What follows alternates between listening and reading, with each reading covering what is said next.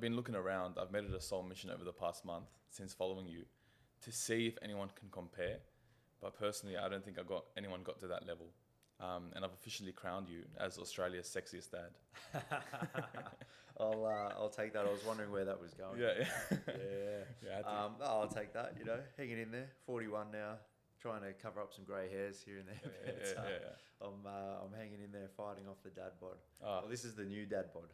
You know. Okay. This is where redefining dad bod. Setting the pace. Setting the new Exactly. pace. Yeah. You just told me before coming to the pod that you were doing some some work, dropping off your daughter, Yep. and taking care of her while Anna's gone, and like for me when I heard that, it was a bit like shocking. I'm like, you're doing so much from a dad perspective and taking care of your child, but you also managed to fit in the workout set of things, the nutrition type of stuff. Like that got me really curious. Like, how do you do that? I was literally just thinking about it last night because you forget how much time is taken on with kids, and I literally went through my head last night. I'm like, man, I've created a certain life for myself where I'm not 9 to 5 or 6 to 8, like a lot of people are doing. But even yesterday, so I got home, I missed out on the gym yesterday. Normally I'm able to work it, but Anna had to be at an event, and so I was from 5, Elle had been at daycare. I got home and I took Elle into the pool. We had a swim. We went for dinner. It was actually really nice. We're sitting there at dinner, and I took her up to the Thai restaurant up the road, and a little date night for us. And it was really cute. She's sitting there, and she just starts like rubbing my arm. And this is a girl. She just turned 3. Starts rubbing my arm, and she goes, "I love you, Dad." And I'm like, oh. So nice. There's these little moments that make it so so nice. But I realised it's like 3 hours. I've literally had a little play in the pool, got some dinner. We're running late. She's normally in bed by 7:30, and we're still up there at like 7:45. I'm like, Anna's gonna kill me. She hates when she's like really strict with bedtimes, Right. which is one thing that I think has been helped us as parents.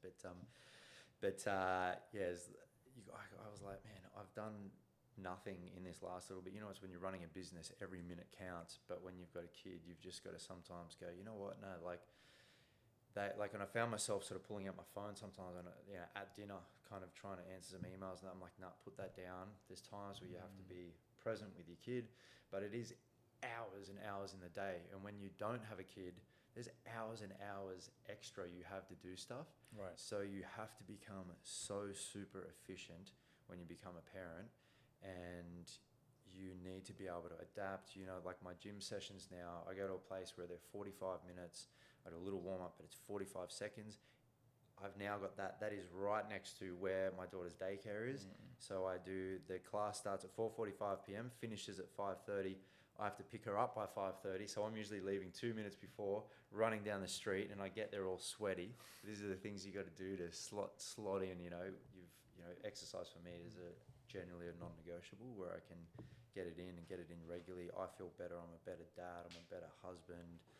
Feel better in myself, and you've got to make those little sometimes sacrifices, but also I've created a life around my work life where I can do that. I feel like what I've seen in the past, and I know it is changing a little bit.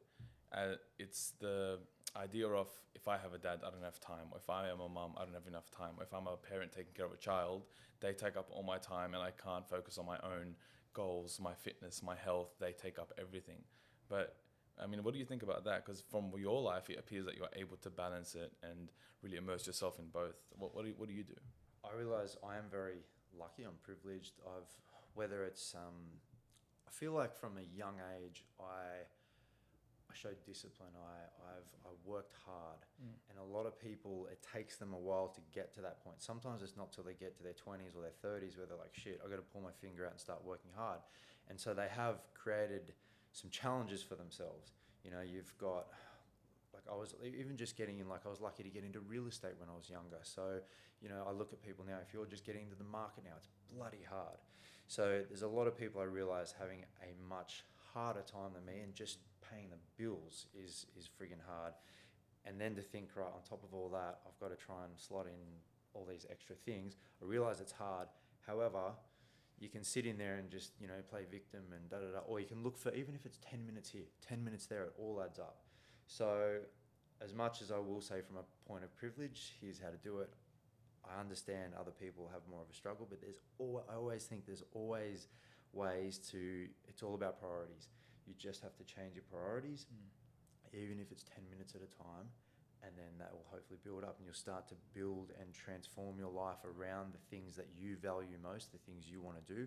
So like, if it's, you hear a lot of people going, you know, I shouldn't, you know, I won't put my kids in daycare. I'll stay home and look after them, because the money I'll go and earn is basically negates what I'm paying for childcare.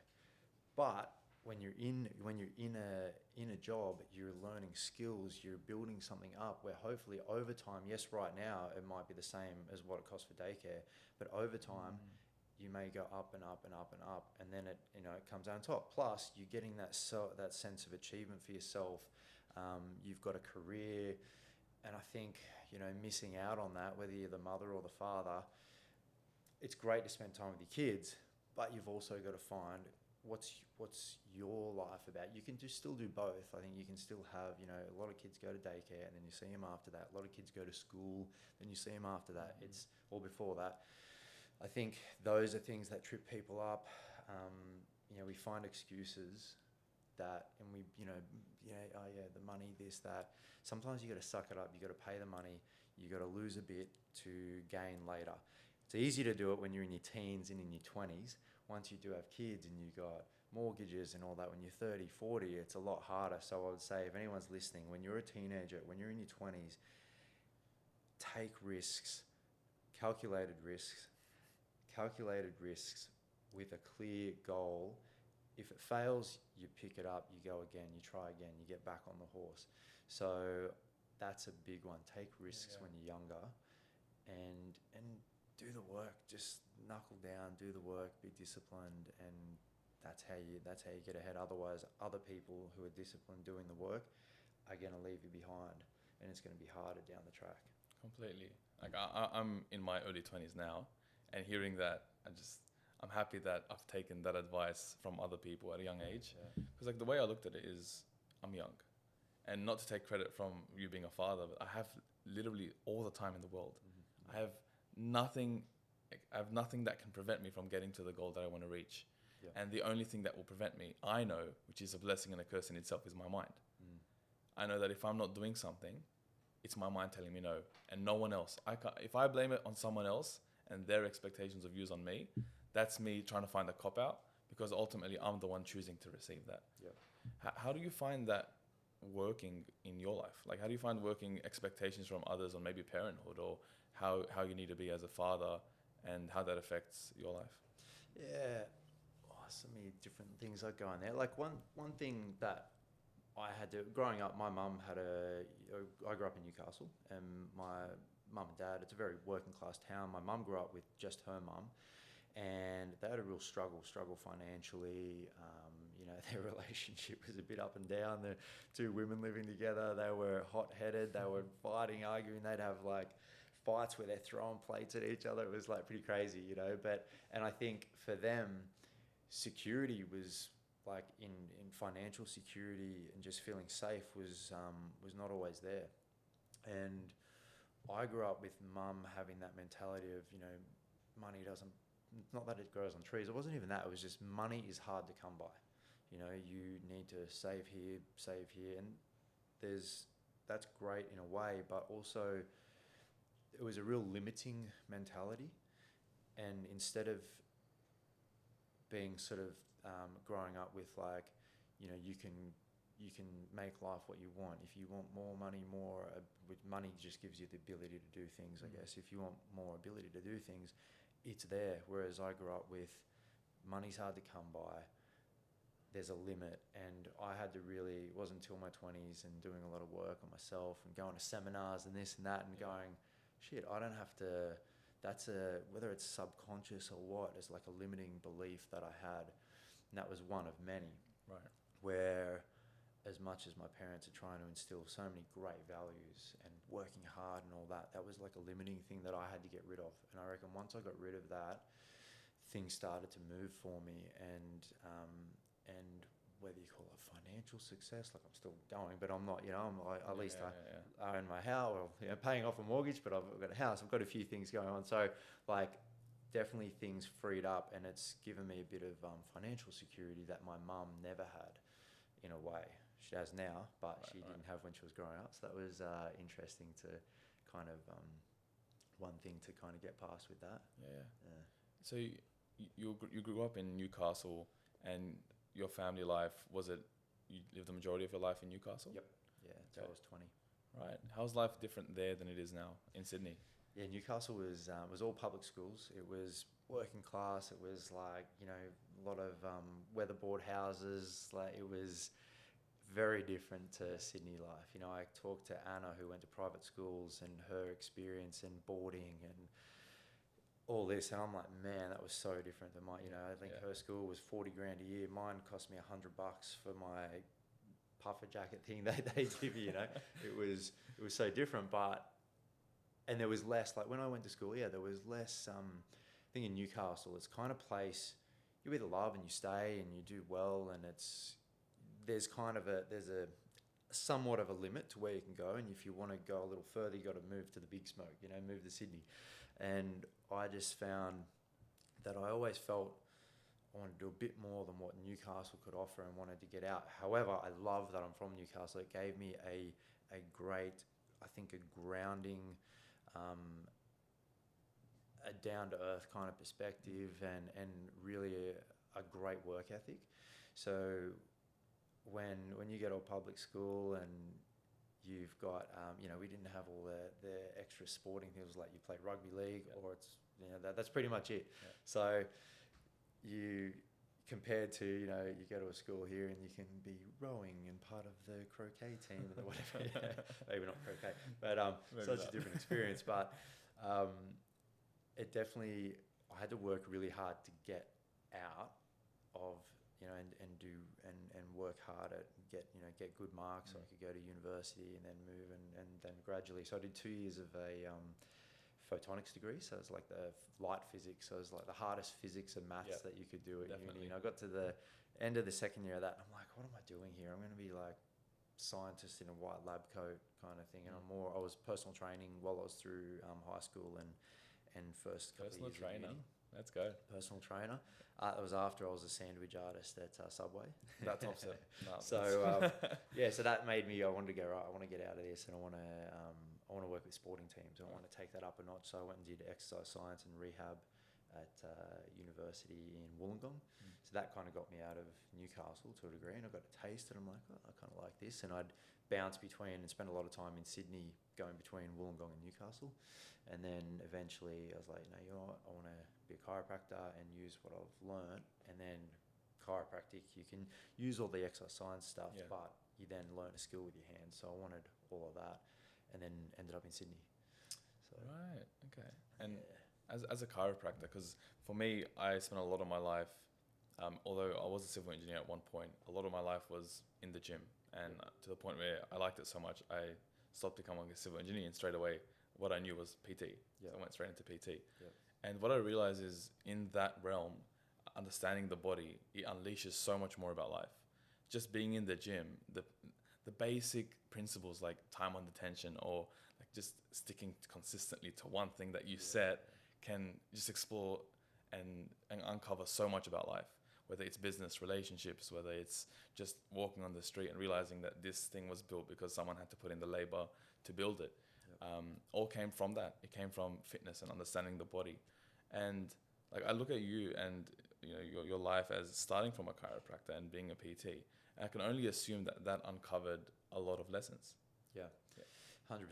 I think I started training when I was 13. My mum was sick, and she was sick for years, like bedridden a lot of the time and stuff. And I was like always a really shy kid, and Newcastle was a big footy town. And I got into high school, year 7, and I was like, I want to play footy, but I'm so nervous to join a team and be on a team with all these guys. I used to sit with the kids playing handball and stuff, and then I was like, you know what, I'm going to start hitting the gym. I remember seeing the first Men's Health magazine, and one of the early ones, actually, came out when I was about 14 or something. And I remember seeing that, and I'm like, that's what I want to be. It wasn't like bodybuilder big, it was just fit, healthy, this guy that looks like he's just thriving on life, confident and all that. You know, at the time, probably guy would help get the girls, you know, whatever. So I started training and I started enjoying the discipline of the training. And when you put in the discipline, one, you feel great, balances your hormones, all that immediately. But when you start to see the work pay off to, you know, you start to look a bit better. When I started playing footy, I had strength that other kids didn't have then because no one was training at 14. You'd get these big guys who were big, but they were kind of soft and they didn't have the strength. Whereas I was pushing heavy weights and I wasn't big, but I had this extra strength, and people were like, what the, you know, I was a great tackler. I had this strength, and it was like my little thing that I had that no one else had back then. And then because I was an early adopter, I guess, of training, by the time I was 16, 17, I was like, good little rig, I was fit, I was strong, I was doing well, and I was kind of ahead of others at the time. And so that taught me something, where it's like you do the quiet work we had a little home gym sort of thing, and I'd joke about it, like I'd be watching, generally I'd work out usually after dinner. Yeah. I'd be down there at like 9 o'clock at night till 9 till 10 watching Dawson's Creek or whatever was on TV at the time, and pumping iron at the same time. So it was funny times, but it was my little discipline that I had, and maybe it was a bit of an escape sometimes it's like meditation. There was stress at school, stress at home, and it was my little escape. But that taught me that, you know, you put in the work day by day, and the results come. They come slowly, but they come and they stay, and and it becomes part of who you are. So that was really really important for me. And the other thing that it's taught me is, you hear a lot about loving yourself, loving your body, and body positivity, and loving your body at any size, all this sort of stuff. And I do agree. You don't want anyone out there who doesn't love themselves. I can understand there's like parts maybe of your physical body or parts of this that you may not love. However, I find like when people say, oh, I struggle to love my body, but at the same time, they're not doing anything to show their body love, then I go, well, no wonder. You know, you don't necessarily have to be in the gym 10 times a week, but when you, just like a kid, if a child feels unloved, it's probably because no one's showing them love. How do you make a child feel loved? You can't just give love. It's not enough to say, like, I love you, but love is felt, it's an action. And if you aren't giving your body any actions to show it that you love it, how the hell would you feel like loved? Like, you love your body, how are you going to feel, how are you going to love your body if you don't do anything that, you know, love requires an action. So whether or not it's going to the gym, whether it's just, I don't know, having a warm shower, rolling on a ball, jumping in the sauna, or just having relaxing down the couch, sometimes that is enough. You've intentionally done something, like knowing when not to train or when not to, you know, just intentionally doing something on a regular basis, I say daily, that is an action that actually shows your body. If your body was a little kid, what are you showing? How are you showing that you love it? That's so important. And that's one thing I really learned, was every day I'm doing something, whatever it is, that shows my body that I love it. And I think that I don't always love everything about it physically or whatever, you know, but I still do. Overall, I love myself, I love my body, I'm nurturing it, and you've got to do those things. Man, I find that principle so powerful. I think from the outside, it's so easy to look at someone beating their body up and like really going hard in the gym and say that they're loving themselves by doing that. And the same applies to relationships, the same applies to business, where you see someone working so hard and really like draining themselves of social interaction to get a project out. Or the same with a relationship, where the counseling is getting done, the therapy is getting done. It's like, it doesn't look like they're really loving themselves. The fighting's going on, the arguments, the conversations, and especially in the gym, it's like you're literally tearing muscles to rebuild them. But then what that really is, from an intentional standpoint, it's love. It is. I think then you got to balance it, because if you're pushing too much into like some sort of infatuation or some sort of, you know, if the tearing the muscles, you're not balancing that with the other stuff you need, then you're neglecting, you're pushing too hard one way. So I think love is really about a balance. It's doing, if you're full on infatuated, like I have to get to this level of ripness or whatever, then I'll feel loved by others. So you're actually, you're pushing, but you're not actually listening. And so it's that finding that balance, because you are definitely doing something that's great for you, good for you. Maybe if you're overtraining or you're overdoing it or you're doing it for the wrong reasons. So I think it's finding that balance. What do you think is your level of balance in at least your body, your fitness wise? I try and do something every day that makes me sweat. So that's like just a simple core thing I try and do. But I think it's around, it's listening to your body going, right, now when I balance food with output. If I haven't trained much that day, I'll go easier on the dessert, or I'll go easier on whatever. I'll go, right, I haven't deserved it today.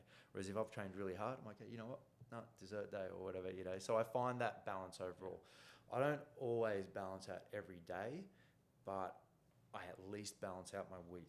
I think where people go wrong is when, one, they're trying to balance every meal, or trying to balance every day. If the end of the day their calories aren't in and out, aren't stacked, you don't want to put too much pressure on yourself unless you're literally coming up to a bodybuilding competition. That's your job and that's your thing, right? But like for the general punter, it's not letting it go beyond a week. If you've had 3 bad days, jump on that and have 4 good ones. Like, find that balance of the week. Once you start letting your weeks go out of balance, then it drags on. You'll have a body that represents an out of balance body. That's from a sort of physical size, whatever. From an like a injury point of view, or that sort of things. That's one that I've always played with, had to struggle with.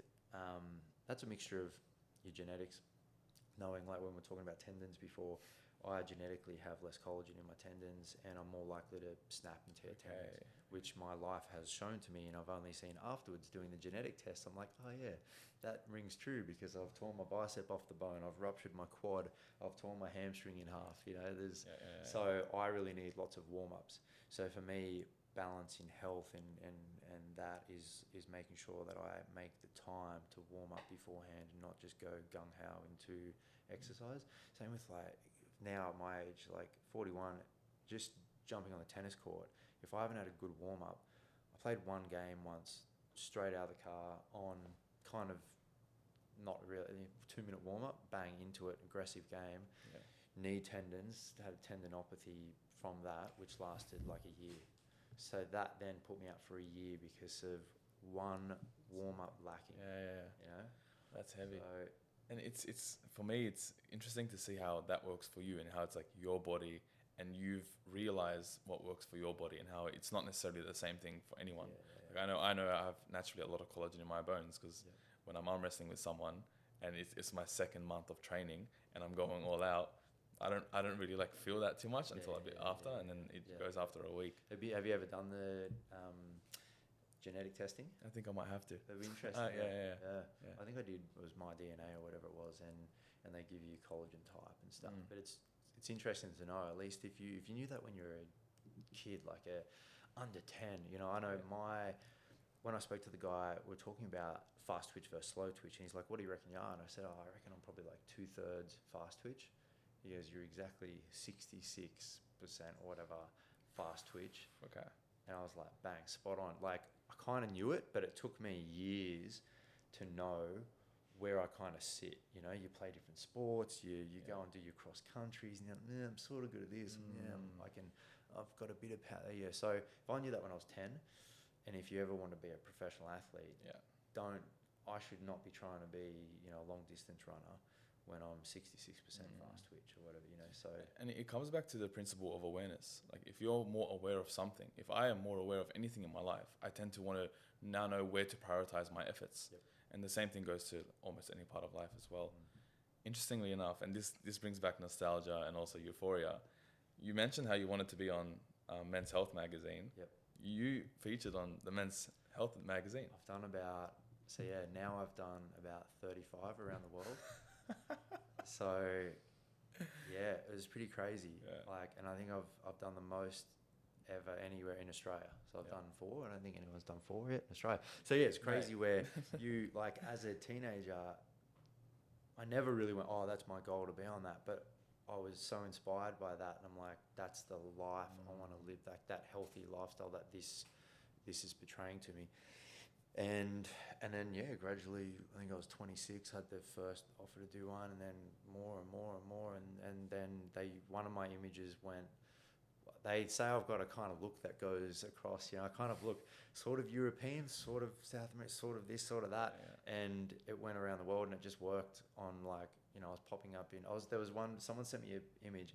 One went on the South American. I've done US Men's Health twice. So I was the first non-celebrity in America to do a men's health cover, I suppose they said, which was kind of cool. And I remember someone sent me a photo in Times Square, one of those magazine stands, right? And there's Donald Trump on Time and me next to him on Men's Health. And I was like, oh no, Mate, this is in it. New York, I'm right next to Donald Trump. Yeah, it's pretty crazy.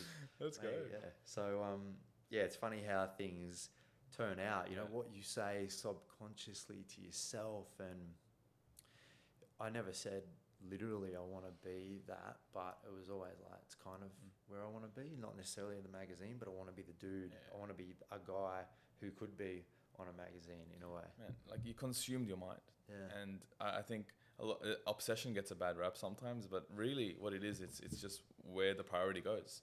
And some people, especially when you're young, when you're 20, I think we can afford to put all our obsession, all our priorities, and all our mind onto one thing. Yep. 100%. And I think it clearly paid off on your end. Yeah, it's nice. So I'll be able to look back. My daughter can look back when my daughter's, I've got another one on the way, can look back and go, oh, there's Dad back when he's, I'll be, that's it. That's one of the crazy things. My dad was like probably almost 20 years younger than me when we were that age. So I have a responsibility now to be able to, when my kids are 20, still be able to jump on the tennis court and beat them, give them a lesson. Make sure. But I'll be, my dad, he can still get on the tennis court now, I'm 40. Right. So I'll be with my kids, when my kids are 40, I'll be like 80. So that's my challenge. That definitely filters the selection criteria for your daughter's mate of choice. Yeah. That's sick. I know you also went on to Ninja Warrior. Yep. At one point, when I was doing my research, I'm like, oh, Ninja Warrior. Like, I used to obsess over that. I even joined parkour as a result of getting on that. How was that experience like? I loved it. I love the training. Going from gym training to every time I would go, so you have to find like ninja gyms. Yeah. And there was one like really cool one in this guy. I was almost in this guy's garage. He's like a PT. He's got this garage set up, but he loved ninja, and he had this huge ninja gym setup thing. So we'd go there and train, and the thing I loved about the training was every day I would train, I would do something I've never done before, and that's really, you never do that in the gym. You're just going through the same bench press. You might hit a PB maybe once every so often, but every single day I would train in a ninja gym. I'd do something I've never done before. And it's a little bit scary.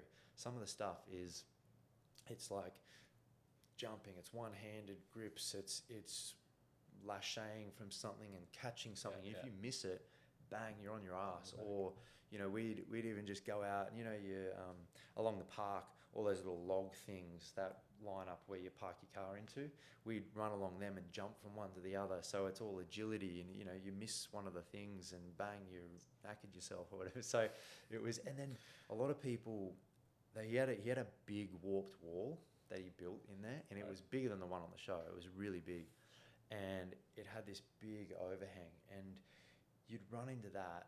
And if you missed that overhang, you fell, like his was 15 foot, you'd fall, bang, it was an awkward fall. And we had so many people snapping Achilles tendons because they go in and you run full pelt into this wall and then snap. And it was horrible. So that for me, it was a great experience. It's a long day. When you get in there, it's like almost feels like 24 hours until you go out and do your actual thing. So it's a long day of nerves, and you get one go. You don't get a practice run, you don't get anything. They show you one demonstration and you get one go. Yeah. So there is so much pressure on that. It's kind of like the Olympics in a way. If you're a diver, sometimes you get a few goes, but this is one go. So much pressure. And on on season 2, I tore my hamstring. Partially tore it 6 weeks before, Yep. and then went on. And when I had to do this big jump, I snapped it in half on the show, and sort of continued and literally ruptured it in half, and continued along. The next day, when after legs all bruised, I'm like feeling there's a hole in my leg where that muscle used to be. Oh, okay. And I got through to the semis. I'm like, I'm gonna do it. I got this bandage. I bandaged up all my leg, and I'm out there. And the first thing was, those 5 steps you jump to. They removed the first one, so you had to make this extra long jump. And I'm like, when you reach your leg out, I somehow I didn't go very far, but that was very challenging. But yeah, since then, I left a part of my body on that course. It hasn't been the same ever since. Yeah, no. Yeah, and I'm surprised as to how you'd perform with all the lights and with all the action going on as well. Because, I mean, doing it in training is hard enough, let alone with everything happening. And I feel like, most people, especially year 1, a lot of the people there, no one knows who they are. I went in with a profile already, so there's so much pressure. There's so much pressure to do well. Even going into, when you're meeting everyone, a lot of people are like, oh, who's this guy? You got a lot of fit people. Yeah. And this guy who looks gym fit, is he going to be all right? And I was one of the bigger guys, but I did, like, when I was training with a lot of the guys, I was hanging in there all right, like I was doing pretty well. I had that grip strength was set. It's a little bit like SAS. At the moment I spoke to the psych, and he goes, you probably had the most pressure out of anyone that's ever gone on SAS, because you're coming in, well, first, my wife did it last year, and she did 11 days out of 13. Okay. Ours was 10 days. So for me to be able to walk back in the front door at home and hold my head up high, there was no way I could do it unless I finished. I had to get to 10 days. Even then, I'm still a day less than her, but at least I passed if I did, So I had this pressure on me that I have to make it to the end, or else from me walking home, even with me and my wife, forever, she'll wear the pants. And also, from a media point of view, they'll go to town with it, Yeah. And so there was so much pressure there. And then also, when you go on that sort of show, all the DS, they're a lot smaller, like they're shorter, they're smaller. And I remember listening to Goggins, I did a lot of Goggins stuff there, and they go, they don't want the fit guy, they don't want the gym fit guy, the guy that's bigger than them to do well. They want to see you struggle, they want to see you fail, because that further reaffirms them how good they are. Everyone's got an ego. So there's a bit of that. Plus, from a show perspective, you don't want the fit guy to do well. You want to see the person who's come from here to, that like a hero's journey, so underdog. There was they said from the get-go, they said they didn't want you to pass. They would, they did not want you to finish. So there was a lot of, when I've done these things, there's a lot of extra pressure. And, I've got to call on all those little tools I've got to deal with pressure. Where did the main pressure and character profile come from prior to coming to Ninja Warrior? I reckon my dad taught me a lot of things around like work ethic and pressure and things. Trying to think of specific, from a work perspective, working hard.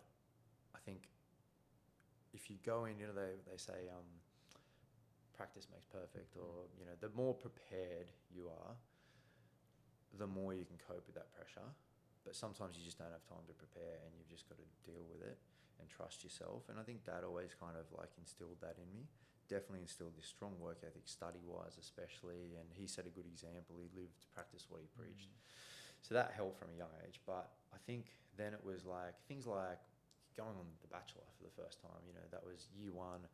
There was so much pressure on that. I was so far out of my depth with that, filming a show like that, being the main guy, having to, have your first kiss on screen, having to break up with someone on screen, have all this with like 40 people, watch 50 people. Sometimes like opening night, there's 100 crew there, and you've got all the big execs, they're pouring millions of dollars into this show, and so much of it rides on you.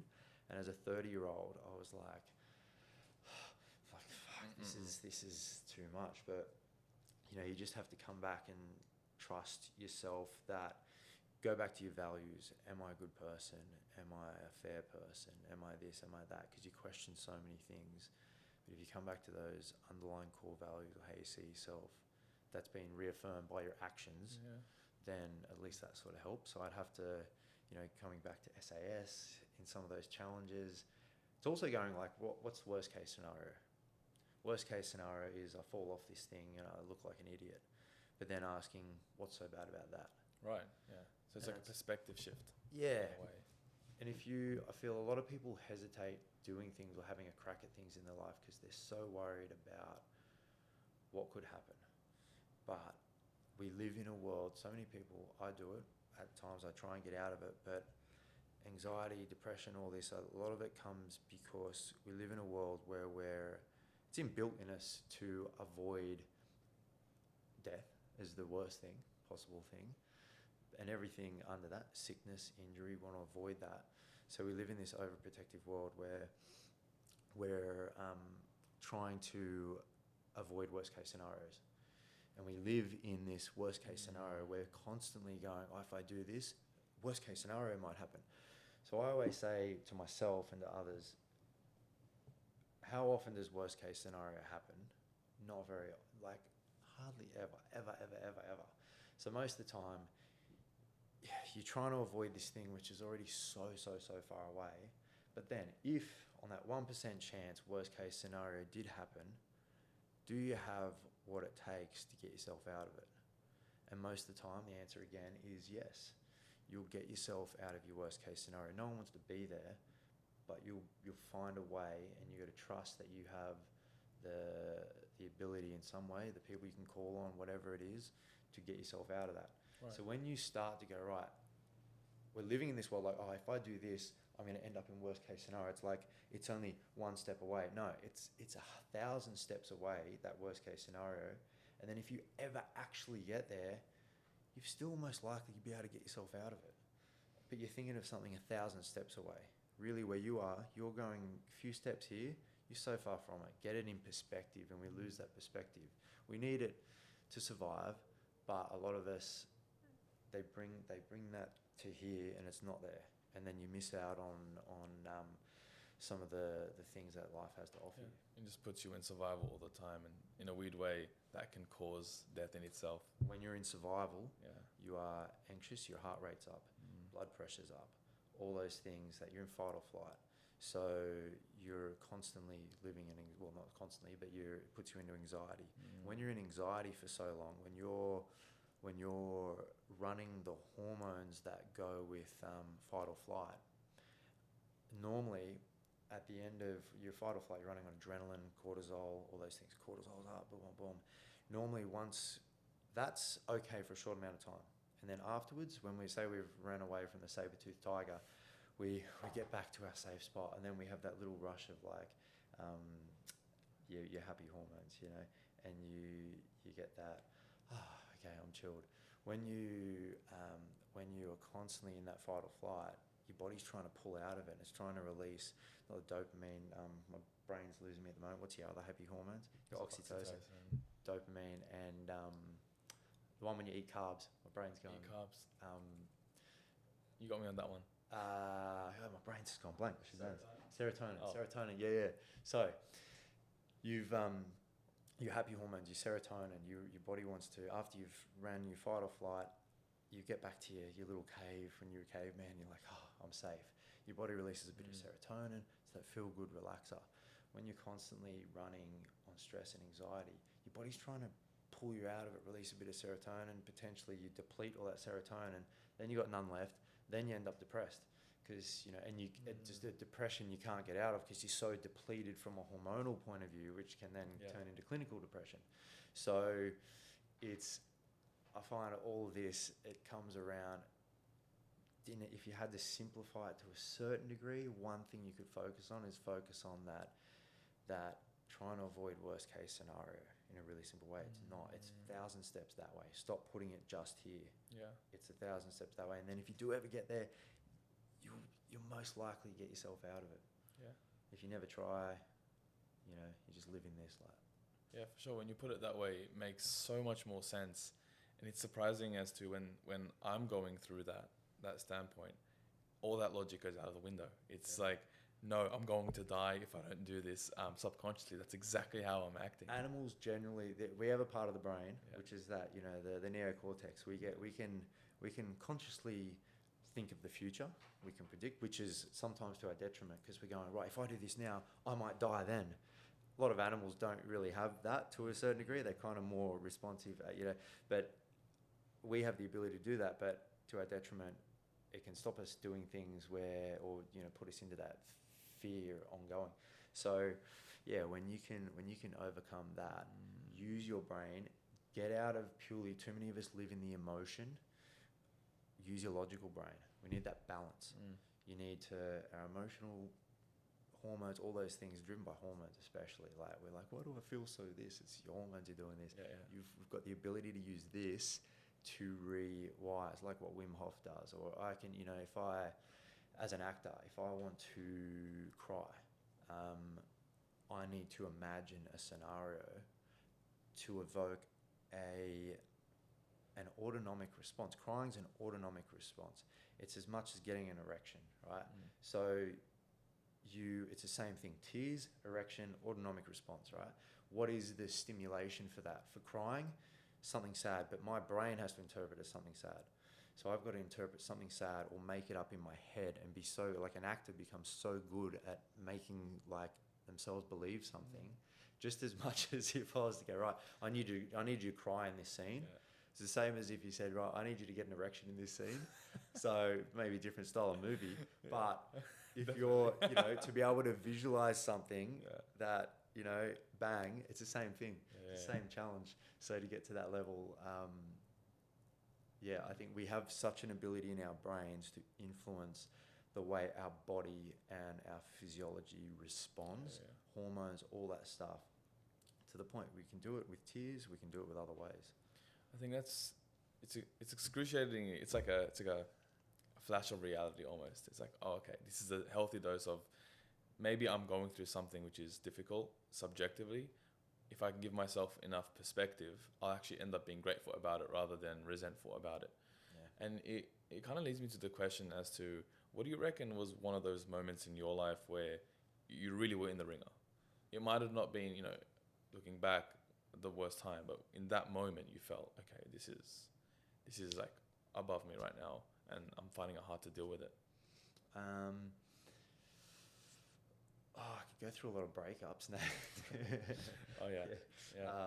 No, I like growing up as a teenager. There was times where, so my mum was sick and we didn't know what it was. We didn't have a diagnosis, so that was pretty scary. That went on for like 7 or 8 years, and she would, as a like 14-year-old, 15-year-old, she just had my little brother. So we had this little baby, and we, you know, you'd be walking through the shopping centre, and mum would all of a sudden be like, oh, pain in my head.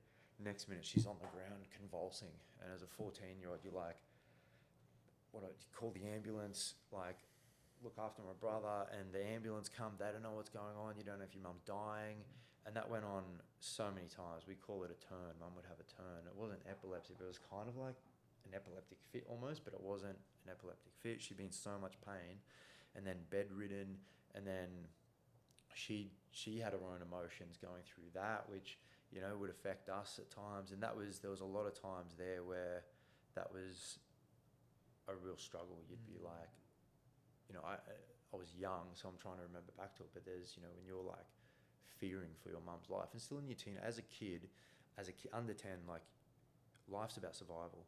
When your parents, when you feel there's a threat to your parents being there and not being able to survive, that's the worst thing in the world, you know.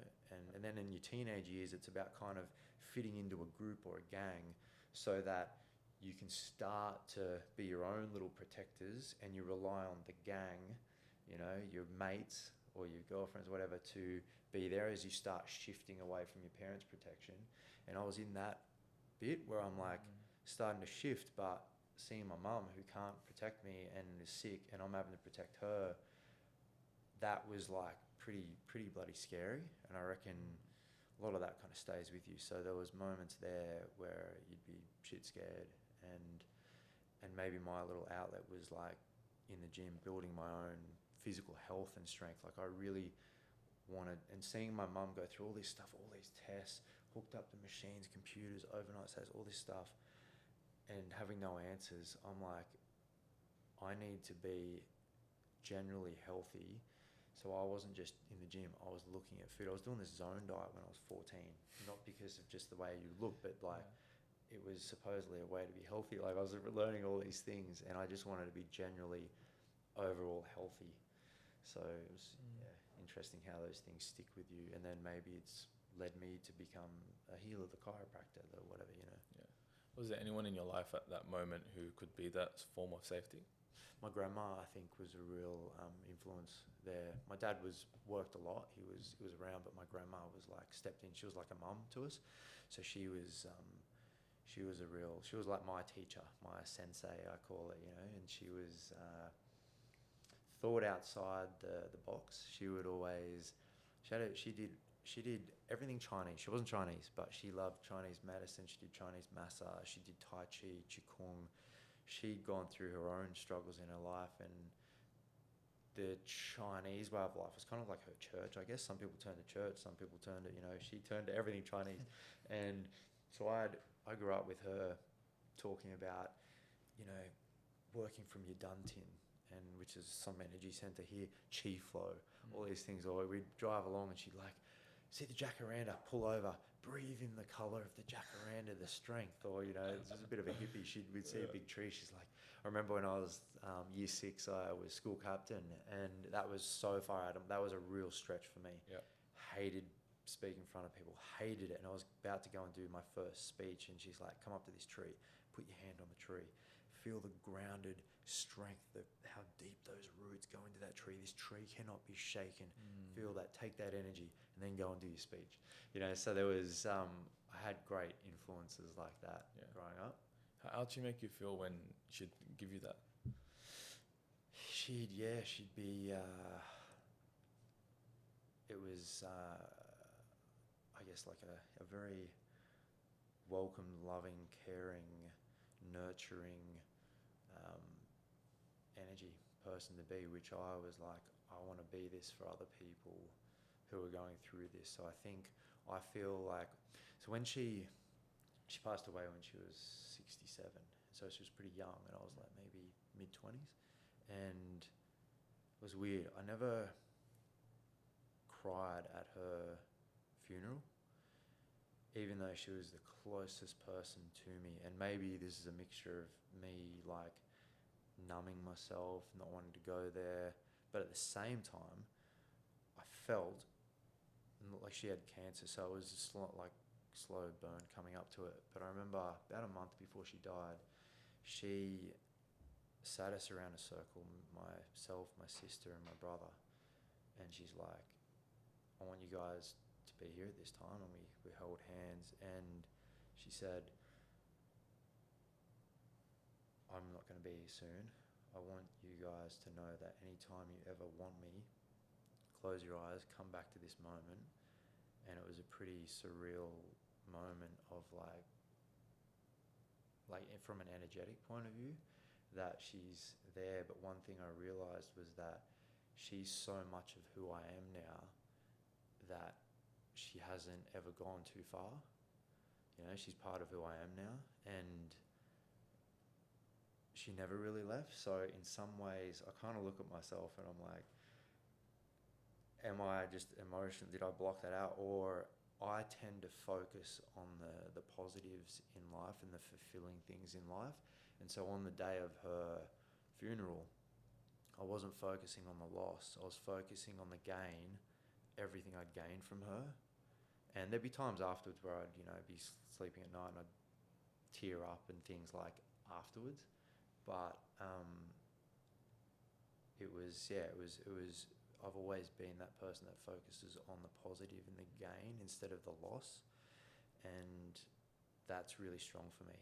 Really sucks in my acting though, because when I need to go to play a character who focuses on the loss, and I think that's a lot of people, it's like focus on the loss. And when I need to play that character, I really struggle because the part of me inside it, because when you're playing character, it's a mixture of you and the character. And me, I go to the positive, always find the positive and pull yourself out. I don't let myself get into this down, whatever. But as the character, I need to go there, and I need to feel that, and I need to, like, we always tell stories of pain and pleasure. No one wants to see the guy coasting through the middle.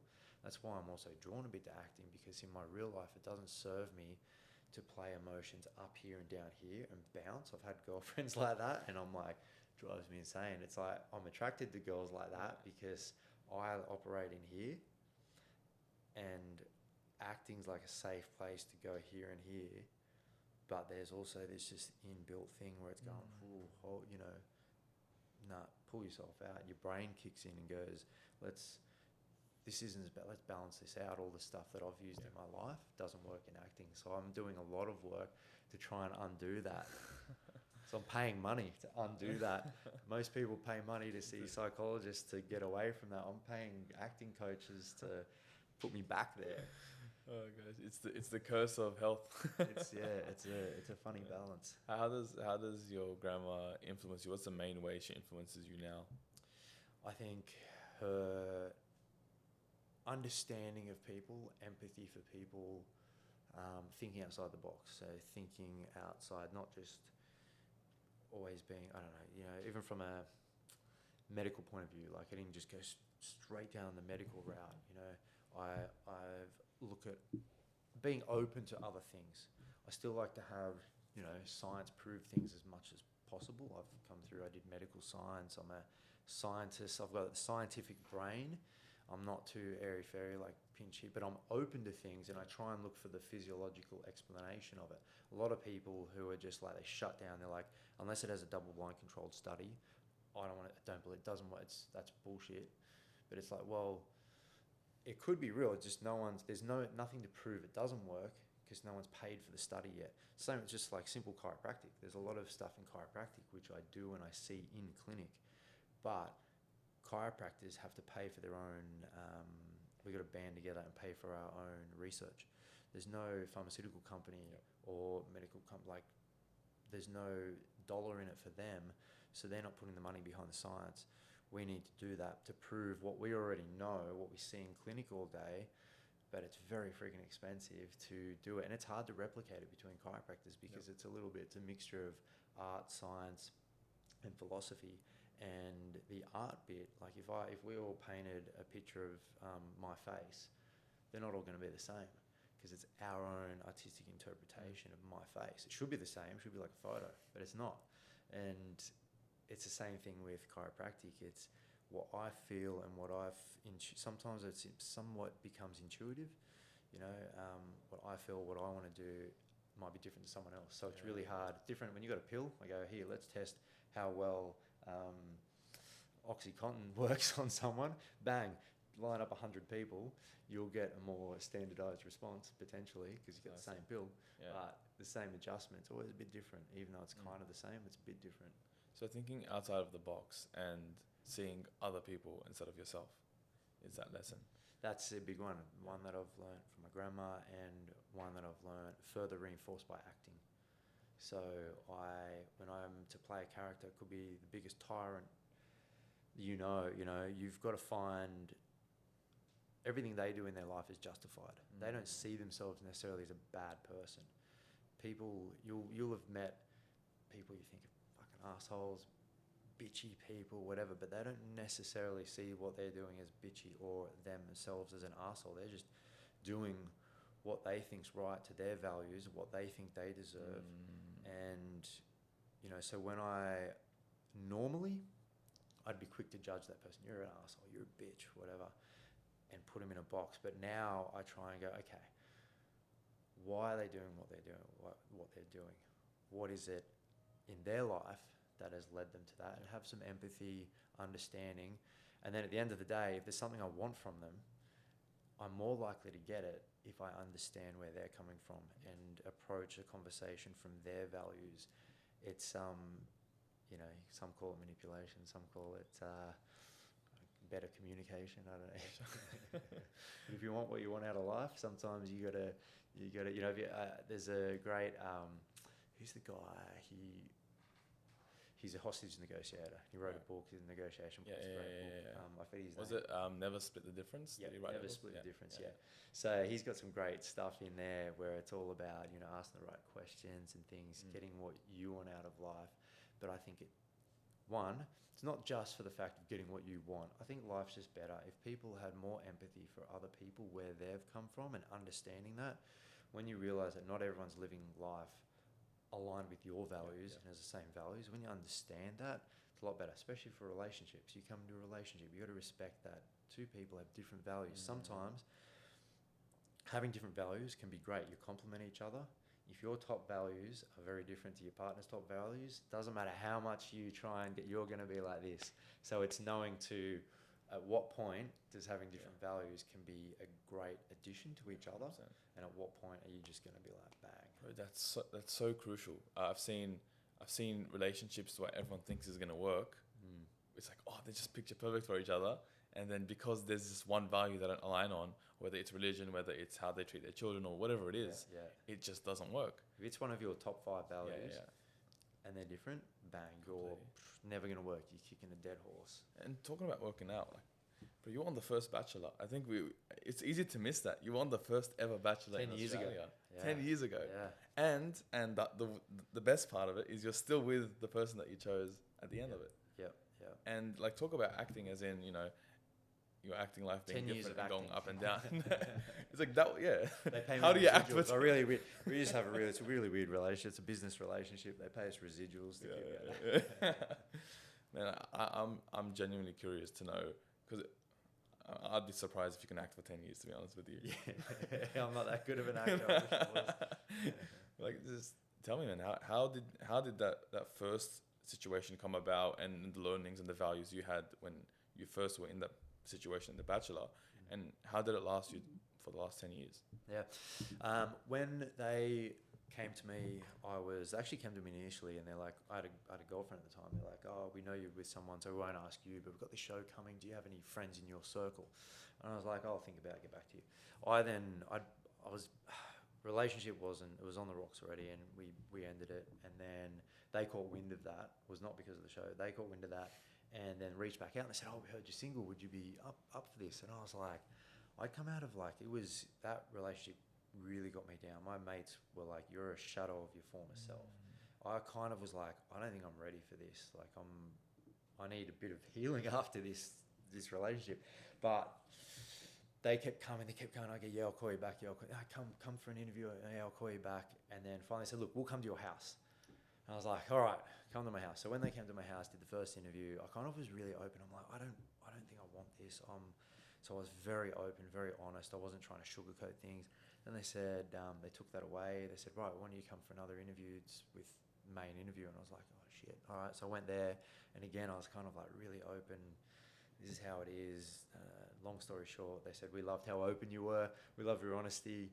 We'd love you to be the guy. And I was like, holy shit, what have I got myself into? Yeah. So all of a sudden, I went and did a course with, I was going to say, not Tony Robbins, another guy. He's a chiropractor dude who, what's his name? Gone blank on his name. But I did one of his courses just before I went in to get my mind like really in a good place, to work out what my top values were, so that I was, you know, when you buy a car, all of a sudden you see that car on the road a lot. When you are clear on your values, what you're looking for, you're more likely to see it. If you go into a relationship, you don't know what you want, what you're about, you're more likely just to see whatever, you know, you'll end up with people that you haven't done the work on yourself. You're more likely to waste time. Yeah. When you do the work on yourself, you know inherently what your top values are. You're more likely to see it and look for it in other people. So I did all that work before I went on. So when I went on, and also was with my dad, he's like, you know, how do you want to be seen on this? And I said, well, like, what are your, how do you want to be seen? And I said, well, I want to be seen as down to earth, fair, what else did they say, honest, And he said, right, have a chat to the executive producer and make sure that that's how they're happy to portray it like that. So had a few chats like that. Then Anna went on. She was similar. Her friend signed her up. She wasn't on there for, to become famous on TV or whatever. Her friend signed her up. She thought it was actually her being the Bachelorette. And then kind of at the end, she's like, all right, I'll go on this thing. Could be an adventure. Right. See where I'm at. Right. So she was a standout because you could tell she wasn't in there trying to be all off for the camera. She was just there to see if her and I had something. And that was so clear from early on. And that really, that was, and just her underlying character, like she was just a breath of fresh air. Wow. So I think we both kind of went on for the right reasons. It was before Instagram, and there was no, like, we weren't doing it for Instagram followers and become influencers, you know, even though that's been a part of our journey afterwards. It kind of came afterwards. But I was just very lucky that she was in there. Man, I look at situations like that, and I can only assume there was an immensity of pressure, not only during but after. And like, so what I did, and I'm proud of this, I scrolled all the way down from your Instagram, to the first ever post. It took me so long, bro. I think there's 4,000 there posts. There were too many posts. Went all the way down, and the first one is you on a date night with Anna. I think your first date night after the show. And it's like, I looked at it, I'm like, I can only assume what it feels like to have that freedom to do that and try to authentically do it without anyone watching. Like, how was that? I felt like when the show finished, so many people gone on that journey with us and had been invested in that journey of us coming together. And it's a great show for that kind of, you know, really getting into a journey. And then it just stops. And so we had all these people that you felt a responsibility to show kind of where it went. So initially it was out of like a responsibility. So many people invested in your story that, some people you inspire a little bit to maybe they might find love one day, or what, you know, you feel a responsibility. So that's where, you know, I got on Instagram, we showed a bit of that journey as it went forth. It was like the show continued a little bit. So I felt responsible to do a little bit of that. And then it just, you know, it's like your photo album, your highlight reel of your life. So then it just continued from there, and got to get a bit creative with some things and whatever. But that's how it started. And it was like after the show, I never had Instagram before. Right. And it just, I think it just came out, and I was like, oh shit, I feel obliged to start putting some stuff up now. And now you're here. Yeah, exactly. And you have a daughter incoming. Elle. And daughter incoming. 3-year-old, just turned 3. Yeah. Elle, and then another daughter incoming. All right. So, talk about Elle. You're I did realize you've been promoting a drink recently. And from a story, it's based on your daughter. Yeah, the day she was born. It's more like it's a little passion project. The day she was born, I just had this vision. I remember it now, exactly where I was sitting. I was holding her in my arms and just besotted by her. Like, my body, I think, you know, your body releases all this oxytocin and all this stuff that binds the male to hang around and protect this kid. And I'm there just going, oh, I love you, and you're so pretty and beautiful, and I just want to make something as pretty and beautiful in your name, kind of thing. And I'm like, Elle, I could really use a drink right now. What would I rosé? And so I'm like, you know what? One day I'm going to make an Elle rosé. And at the time I just finished working on Neighbours, and I was playing this big wine guy. I've always been interested in wine, but my character was this wine guy who owned vineyards all around the world. And it's funny how my life would like mix in with my characters at times. So it's like, no, I'll do that one day. And then since then became a mate with a sommelier, and he's known of that passion and that want to create something. So he's been on the lookout over the last couple of years, and we finally found a great winemaker that we've paired with. So I've gone into business with my mate Shun, who's the sommelier, and then we've got the winemaker. And I wanted to create some of the best times I've had having a drink, and there's been when I've like at our wedding, after our wedding on our mate moon, and you know, big bottle of rosé in Europe. We're in Europe, and it was big lunch, bottle of rosé. Even here, you know, lunch with friends, a couple of bottles of rosé. It's like, it's the thing that brings everyone together. It's the one drink that kind of everyone at the table will kind of have a glass of. Whites and reds, some people are white drinkers, red drinkers. Usually we go, right, everyone want a bottle of rosé, bang, everyone has it, brings people together. And I found like Australian rosés, they just weren't doing it as well for me. I wanted to make something French style, Provence style, that that was, but still had an Aussie backbone.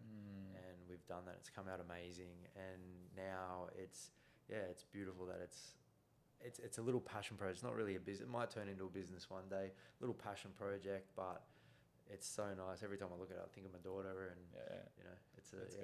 Just from a wine bottle. Let's go. Actually, one of the things we had to use in one of my emotional acting classes was, she's like, all of a sudden, right, go and find something in your house that means something to you. And people will bring out, you know, necklaces, their parents or whatever. And I'm like, what do I get? What do I get? Bottle of El Rosé. So I'm in there holding this El Rosé as my like thing. And, you know, we have to like use that to almost get to tears. Like if someone took it from you, what does it mean to you and all that? And it was surprising to me how much it meant to me when I was holding that bottle, and how much the whole thing meant to me when I think of my daughter and that day and all that. So yeah, it's interesting how it all works. Yeah. Man, thanks so much for first of all being on the podcast, but more so the messaging you're trying to spread through your influence. And, you know, one of the main reasons why I really wanted to have a chat with you is to almost thank you for everything you've been doing on the side, behind the scenes, to really promote that, you know, mental health, whether it's charity work or otherwise. And it just comes to show that, you know, I guess power in the right hands, or influence in the right hands, will only exaggerate and help other people. And I want to thank you for that. Thanks, and thanks very much for the opportunity to talk and have a laugh and tell some stories. And yeah, it was great. Where can everyone follow you? So I'm Mr. Tim Robards on Instagram. If you want to check out L Wines, look up L Wines on Instagram. But yeah, that's Mr. Tim Robards is my main thing, and yeah, check it out. Bang on. Send me a DM. No, don't send me DMs. They'll set a bit. Mr. Tim Robards, thank you so much for being on the podcast. Cheers. Thank you.